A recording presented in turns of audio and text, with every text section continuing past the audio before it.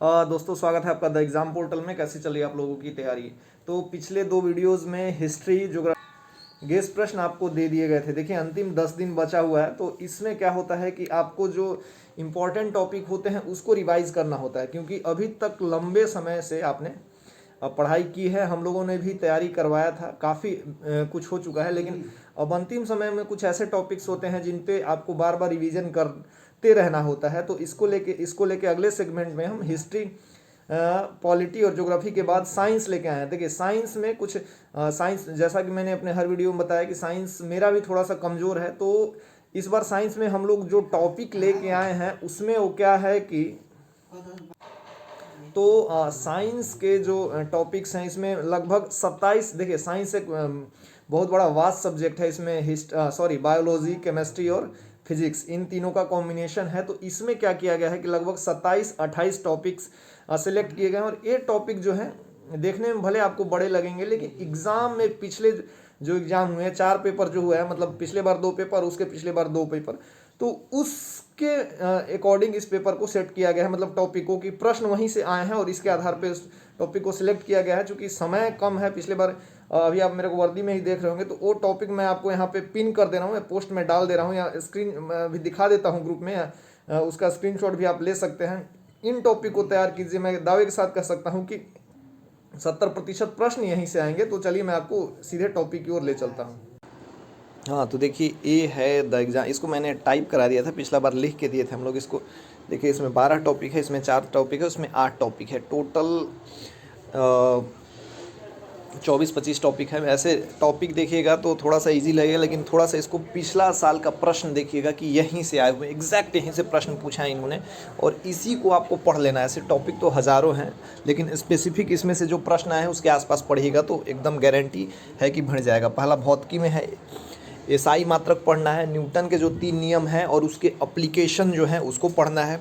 ऊर्जा रूपांतरण के उपकरण, जैसे एक हमेशा लूसेंट या क्राउन में बॉक्स में दिया रहता है कि माइक्रोफोन क्या करता है, लाउड स्पीकर क्या करता है, कौन यांत्रिक ऊर्जा को ध्वनि ऊर्जा में बदलता है, ये वाला प्रश्न पढ़ना है ढंग से। इसमें से एक प्रश्न पूछेगा, दाब के बारे में पूछेगा, पृष्ठ तनाव के बारे में पूछेगा, गलनांक और क्वथनांक के बारे में पूछेगा कि कब कौन से सिचुएशन में बढ़ता है घटता है, गलनांक और क्वथनांक पर क्या प्रभाव पड़ता है, ध्वनि तरंग के बारे में पढ़ना है, इस पर क्या प्रभाव पड़ता है, दाब का, तापमान का, ऊष्मा का, और इसके यूनिट के बारे में पढ़ना है जो कि हमेशा पूछा जाता है। प्रकाश के बारे में पढ़ना है, जैसे अपवर्तन है, परावर्तन है, और जिसको मृग मरीचिका कहते हैं, टोटल इंटरनल रिफ्लेक्शन, कौन से सरफेस से जाने पे कितना मुड़ता है और किसका टोटल इंटरनल रिफ्लेक्शन की क्या क्या वैल्यू होती है, ये पढ़ना है। ठीक है। नियम और खोज जो लास्ट में दिया हुआ होता है, 1-2 पूछा जाता है कि इसकी खोज किसने की, इसकी खोज किसने की, वो प्रश्न भौतिकी से। तो इस 8 टॉपिक को आप कर लीजिएगा, लूसेंट से करिए, क्राउन से करिए, कहीं इन 2 बुकों को प्रीफर कीजिएगा। रसायन में जो पढ़ना है, सबसे पहला टॉपिक है आधुनिक आवर्त सारणी। मान लीजिए 3 या 4 क्वेश्चन आएंगे तो इसमें से एक पीएच वैल्यू